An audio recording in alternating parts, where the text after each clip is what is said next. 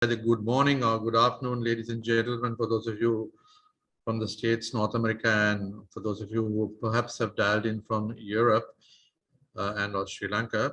It's indeed a privilege to speak to you.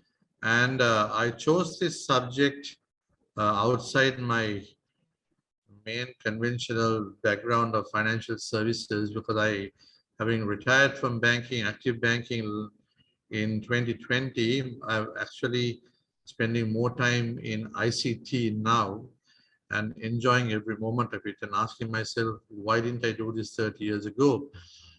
So I thought it's a bit relevant. What I'm going to do is in the next 30 or so minutes, touch on this subject of why not positioning Sri Lanka in the space of digitalization, digital hub, not necessarily ICT. I want to be very clear on the distinction between conventional ICT and digital, because Sri Lanka has been in that space for probably 2 to 3 decades on conventional IT, so there's no point in reinventing that. And the second point is that whatever I say today is my personal views. I don't, it doesn't represent the views of any association which I am currently involved in. And the third point, before it brings in any doubt in terms of question time, given what you may have heard and or read in social media or any news press, Sri Lanka is currently going through its own set of challenges from an economic perspective, and that is known. And I'm not trying to bring in today's discussion in the midst of that for someone to ask me why try to position this today in this when Sri Lanka is going through that challenge. The reason I am refocusing on this is, perhaps unlike many of you, I came back in 1992, having lived and worked in the UK for more than 1.5 decades. And I went through 2 or 3 important challenges the country went through, including the whole hog of the internal conflict. I actually got bombed out in 1996 and restarted a bank in 72 hours from ashes. So to me, while we recognize today's economic situation, I've seen worse in the last 30 years. Right? So that's the upside for me as to why I believe in the country. And even though I hold a British passport as a dual national, I've chose to live and work in Sri Lanka. So that's very important to realize that, right? So in today's topic of digitalization, let me touch on maybe 3 or 4 key points. The first I want to speak about is the opportunity in the area of data storage, retrieval, cloud-related, and data centering. To date, Sri Lanka has around, I think, 3 or 4 providers, mainly of telco origin, telco operators, who as a value-added additional service tend to offer cloud-based services in this area. But only last year, we had the first telco-neutral Tier 3 state-of-the-art data center launched in Sri Lanka. And for whatever it's worth, I happen to be its non-executive independent chairman. And I accepted that position given what I saw as a critical, unique selling proposition for Sri Lanka for a new telco-neutral cloud and a data storage provider. And again, why am I bringing this into the discussion today? Because for Sri Lanka's own growth and the region, this I think is a very interesting value-added proposition which many are not looking at. First of all, if you look at the data center space from where we are in this part of the world, Hong Kong and India are 2 of the big boys who operate this in this space. But what COVID has brought to reality is some of the big MNCs who typically have had concentration risks of their data storage and retrieval facilities in northern India as well as Hong Kong have really looked at critically de-risking some of that capacity and now are looking at opportunities even in Sri Lanka, which is a much small market, because of that particular issue, what COVID brought into the space. And in addition to that, what many people perhaps are not aware is Sri Lanka is not in the epicenter of the uh, earthquake-related tectonic template. We are in the peripheries. So unlike maybe even some parts of India, maybe Indonesia and some of the big markets, we are less susceptible to shocks, this sort of shocks, when it comes to hosting data. So there is a very interesting sweet spot. And the thing is, at this particular moment in time, while some of the conventional providers in Sri Lanka have been providing this sort of service in a smaller scale, it has been very much as an afterthought, as an addendum, mainly for the local market. They have not looked at the region, they have not looked at the sweet spot and done that. But I must say the latest edition, digital reality, actually looked at that as a key differentiator, not in trying to competing with Sri Lanka Telecom or any other local provider, but to actually position this opportunity. So I think that's a very interesting opportunity for Sri Lanka. And in addition to that, I think what we saw in the last couple of years is the explosion of m-commerce and e-commerce in this part of the world, not only in Sri Lanka, in this part of Asia, with the COVID itself, the need and urge for more contactless payments, for more online shopping, for online demand, the fears, some of the preconceived fears which was there before with e-commerce, m-commerce, payments, etc., slowly started to go away due to necessity. And now I think we see even in Sri Lanka a huge adoption of m-commerce and e-commerce in the space. And when that comes, along with that comes the need for incremental capacity in storage and retrieval. The other area in this same game is for whether you're in Sri Lanka or internationally, in the space of data analytics, very often project-related opportunities coming where you need to dump and analyze large volumes of data. And typically, for institutions who want to do that, there is no reason to actually invest in expensive hardware if there is this opportunity of going on a pay-as-you-go basis. And that's why some of the new centers in Sri Lanka are now actually offering, in addition to the conventional hosting solution, SaaS solutions, pay-as-you-go. So this is another positioning for whether you are in the country or outside the country to use these sort of solutions for analytics, which is now a very literally a must-to-have as opposed to a nice-to-have set of tools in any business. So this is one space I want to focus in terms of data storage and analytics. Why has Sri Lanka to date not done that in the last few decades? Of course, we all went through this 30-year-old conflict where I think there was enough internal challenges in the country. And I think now that we have almost beyond a decade of that end of that conflict, there is certainly opportunities with more peace in the country of positioning Sri Lanka as an opportunity. And as development takes place in the country, couple of other important attributes to this whole space are also taking place.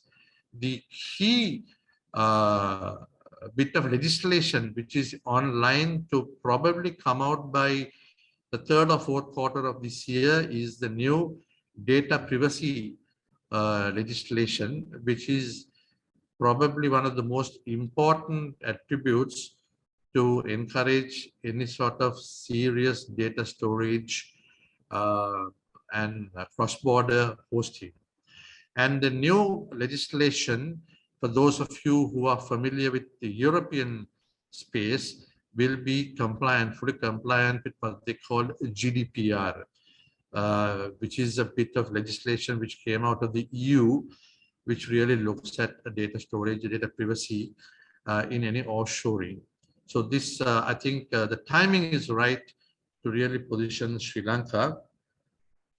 And I think while we also look at the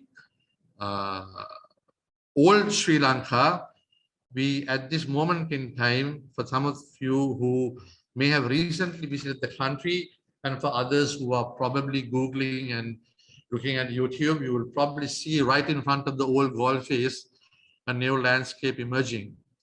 289 hectares of brand new reclaimed land. It is now called the Port City. And the groundbreaking of the first major piece of infrastructure is scheduled to take place, I think, towards the end of this quarter. It is the Colombo International Financial Center, CIFC. Now, this is the framework for this was launched about 4 or 5 years ago, modeling it somewhere in between Dubai's DIFC, MAS in Singapore, and also the Canary Wharf in the UK. So it's a hybrid of these solutions. The country has used best-in-class regulatory and legal framework to position that. And in that space, there is this opportunity, without worrying about undoing legacy challenges, actually to look at the greenfield as this new city emerges, to also position Sri Lanka and CIFC as a serious data hosting, storage, and a cloud center for various applications. So that's yet another opportunity and a reason as to why we should look at this. In terms of Sri Lanka's, before we go to the region, what else is happening today in Sri Lanka? We have probably 70 to 80% of business in Sri Lanka, which is not in the listed space. It is driven by SME and MSMEs, right? And now, post the pandemic and adapting of working from home, the birth of the m-commerce and e-commerce is giving an opportunity for every one of these SMEs to also look at storing data, processing data, using analytics in a different way. And the initial cost of investment infrastructure in doing it on their own is typically prohibitive for a small and medium type enterprise. And that's why there is this opportunity for some of the bigger investors to actually offer on a pay-as-you-go basis, on a SaaS basis, for this vast ecosystem of MSMEs and SMEs to use a new framework to improve their efficiencies, to improve the customer user experiences of their businesses, and to actually improve customer acquisition and retention. So the timing is again right, not only for Sri Lanka, but also if you look at the South and Southeast Asian framework, it's believed in the next 5 to 6 years, this business is expected to grow 4-5-fold. So again, I think the position, the location, I think is a compelling proposition to provide these services to leave alone corporate businesses to the MSME and SME space, because most of Asia is driven not by corporate businesses, it's by SMEs. So there is this opportunity. Then looking at opportunities in terms of turnaround of businesses and the use of technology. Again, we are now seeing systematic growth of the use of analytics in a number of industries. If I look at Sri Lanka per se, the real benefactors have been financial services, contactless payments, FMCG, fast-moving consumer goods, retail. These are some, and tourism. Tourism have been some examples of serious usage of analytics. And again, this is an opportunity for us to position, and the industry, even the players and professionals, to look at getting slightly higher on the value-added space rather than remaining in the bottom of the pyramid in their conventional offshoring or outsourcing space. Now, if I give you one example of how the financial services industry in the past maybe 15 to 18 months have used advanced analytics and digitalization. If you look at Maldives, which is right next to us, Visa and Master, what they have done is with the pandemic, we saw less arrivals from perhaps the North American and the European continent. And we saw a much larger component coming from Central Asia and the Russian Federation, the former Russian Federation. So what they actually did was using a whole set of analytics and realize the spending patterns and the behavioral patterns of these guys who were coming in from Ukraine, Georgia, Russia, into Maldives, that middle to high end of spending. And then they started to work with the top 5 Russian banks who had hundreds of thousands of customers, retail customers, and said, look, guys, your customers are not spending that amount of money now in your country. They are going out and spending somewhere else, right? These are the insights available. Let's look at Maldives as an example. And here is your opportunity to use specific targeted offers from your debit or credit cards you're issuing, and your consumers, your customers are using somewhere else. And then they went back to the Maldives and started to work with maybe 3 to 4 dozen of the high-end retailers, the duty-free guys and the retailers, and said, these are the offerings which these inbound travelers are looking for. So here is an opportunity to go on deal sharing. The issuer is also willing to give a certain part of his profit margin onto issues. You yourself can get into this play, and instead of just throwing and spraying offers just across, here is targeted data and insights which you can make use into your customer base. And if I can give you just perspective, while Sri Lanka was grappling at around 25,000 arrivals around July in 2021, Maldives had already gone into 150,000. And I think today they have probably hit 200, 225 in the last 13 to 14 months. So you can see how that is increasing. And Sri Lanka has just crossed its first 100,000 after almost 3 years. So here is a real opportunity to look into advanced data mining instead of looking at low end of ICT and getting into that value creation space. So that is on as far as the tourism and the payment space. The second area, which as an example, if I give you, is Sri Lanka also, like India, is now getting into a serious policy of public transit. Public transit, getting into contactless payments, open loop payments, like NCI in India, it's now coming into play. Some of you may have heard that JCB of in Japan has tied up with Lanka Clear, the apex payment processor in Sri Lanka, to issue the first dedicated transit card.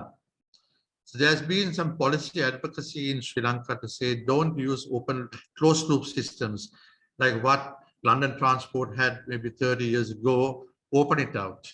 Open it out to any card, debit or credit, contactless, to use, so that you increase your revenue, you increase your user experience. And that policy is now very much in play. But that policy, the paper will come out probably in the next 2 weeks, is also the first of a whole roadmap which goes up to the country's zero carbon policy. As you may or may not be aware, the country signed as a signatory to the Paris Accord in 2020 December, but earlier in 2021 in Glasgow, we also were a subscriber to COP26. And there is a clear strategy and a commitment to contribute towards decarbonizing, carbon zero, and getting into that space.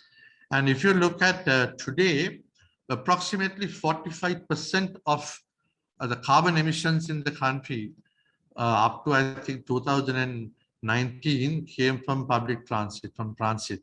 So there was a huge opportunity as part of this new transit policy to look at electric vehicles, to look at hybrid, to move towards that space. And then also to look at technology as to how you can introduce in urban cities like the Colombo, Kandy, the big urban spaces, like what you're seeing in perhaps Dallas or in SF4, managing congestion management, bringing in additional congestion charges to come in, to have differential licensing for different times of the day, to look at that, so also to route traffic management using advanced analytics with IoT. That sort of whole policy framework is now as a part of this roadmap.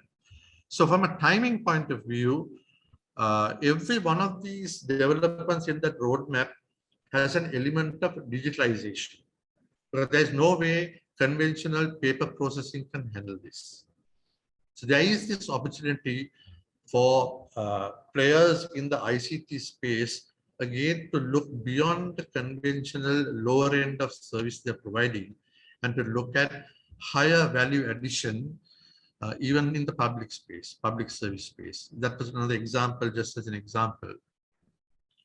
Along with COP26 and zero carbon, one of the other things which I'm sure in certainly in Europe and the US you are seeing is the pressure from not just governments, also from big players, whether you are a Microsoft or Google, to actually also subscribing in addition to governments towards reducing the carbon footprint. Now, when these guys start to give those commitments, what they are in turn doing is they are looking downwards at their supply chains, whether they are domestic supply chains out of the US or international supply chains, and say, guys, what are you doing to also improve your carbon footprint, whether it is in the space of service data centers, water cooling, use of water, whether it is the way how you are actually, what sort of fuel you're using, that sort of thing, putting pressure on the guys and saying, if you want to be a part of my supply chain or value chain, what are you doing to contribute so that that whole value chain contributes towards carbon reduction. And if I look at Sri Lanka, okay, on transit itself, there is one opportunity, but the other real opportunity we have in digitalization relating to carbon is in the space of agriculture. Because if you look at Sri Lanka, literally it is believed that 3 in 10 people, 30% of the population is in some form engaged in the agri space. And they currently contribute, unfortunately, to less than 8% of the country's GDP. And the simple reason for that is just one thing. The fact is that the people are playing at the very low end of the value chain. There is very little value addition provided.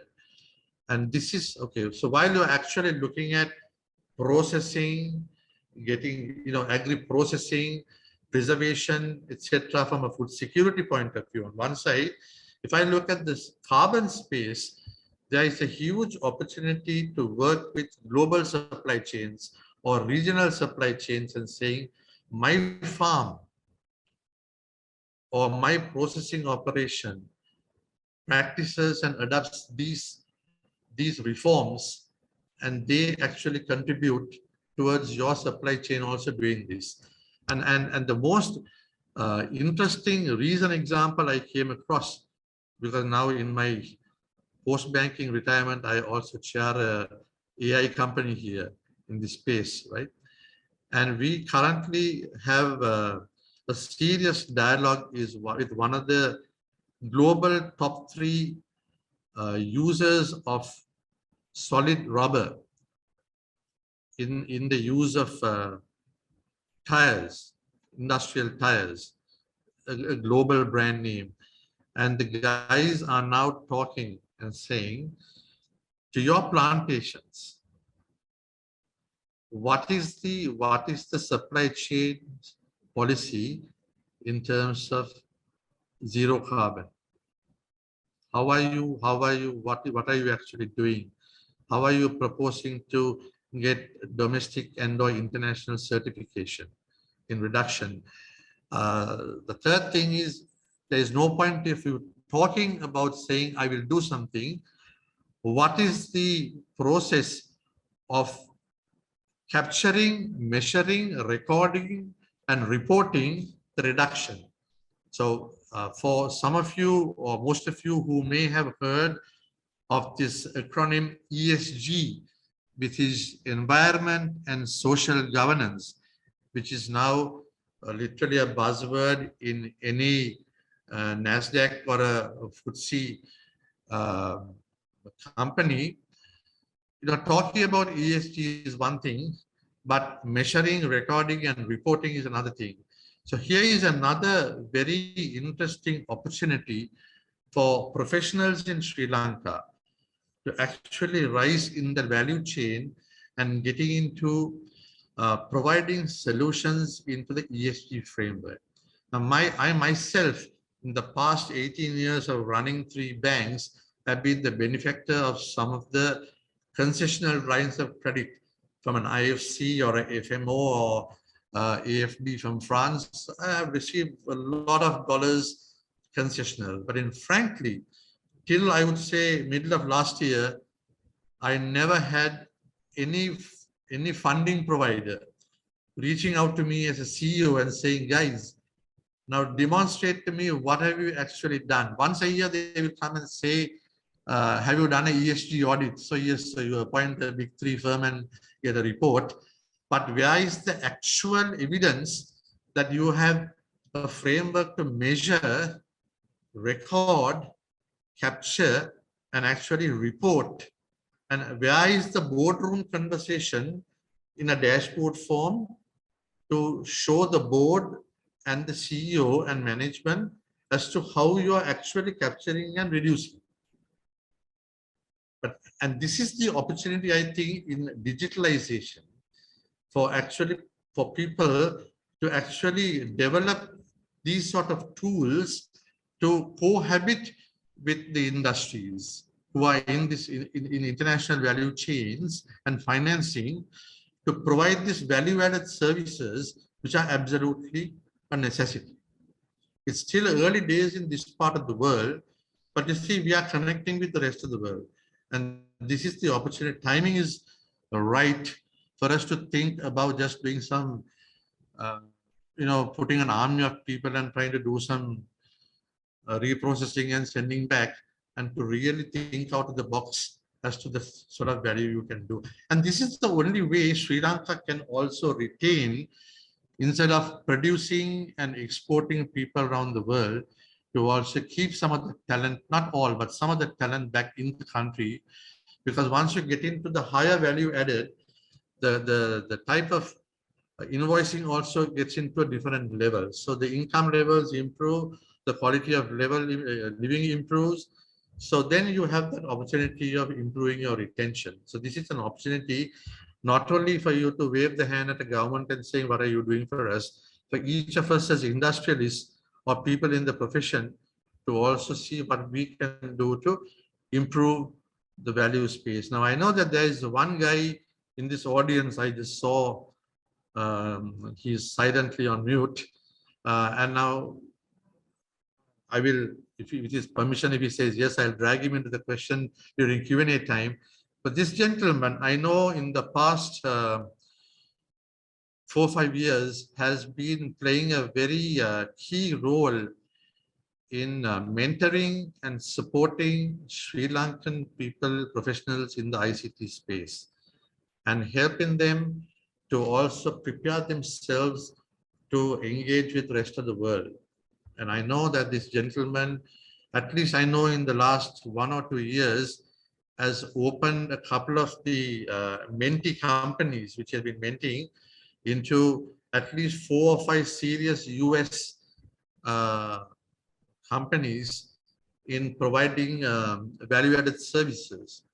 Now, that is another role I think members who are listening today from the diaspora community can do. Very often people think, what Sri Lanka looks is handouts and say, come and send inward remittances and help. I am one guy from 2009. I've gone on public record and said, don't do this.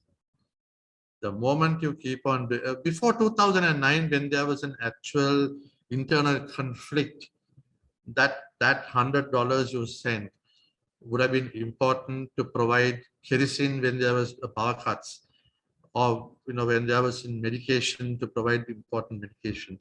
But today the entire country is wired in terms of telecoms, power for all, or literally water for most of the people, so free medication, free education. So I think as much as possible, the inward remittance, in my opinion, actually just thrown, it actually is a negative contributor to the country's growth.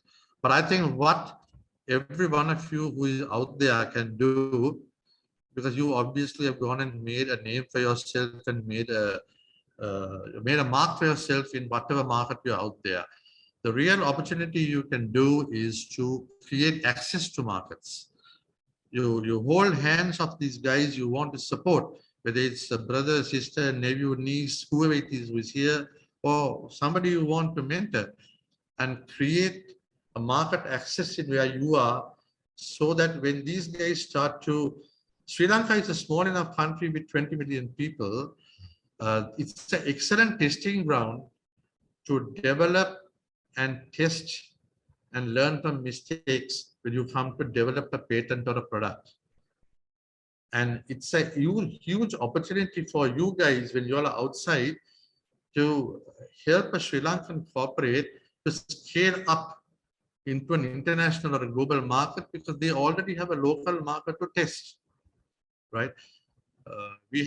I've again spoken about 2 products, one in the personal care market and the other one in ICT, which have gone global in the past decade, but having started as micro MSME SMEs and tested their products in Sri Lanka. One is what we call Spa Salon. For those of you who probably I've come to Sri Lanka. It's probably the most premier personal care brand today, but today it's now gone into 40 countries. It's now in 40 countries, entirely funded by private equity, the growth. But the guys who started grew because of the testing and the hand holding. And the other one is Boat Pack. I don't know how many of you have heard of Boat Pack. Boat Pack is today it probably has a 90% market share of an iPad or a laptop based. It's a complete integrated package to do boardroom discussions. You know, whether you're at committee level or board, you have a complete end-to-end paperless solution developed in Sri Lanka, tested in Sri Lanka. The lady, the founder who did that, again, today she operates in about 25 to 30 markets, including NASDAQ. She has gone into NASDAQ.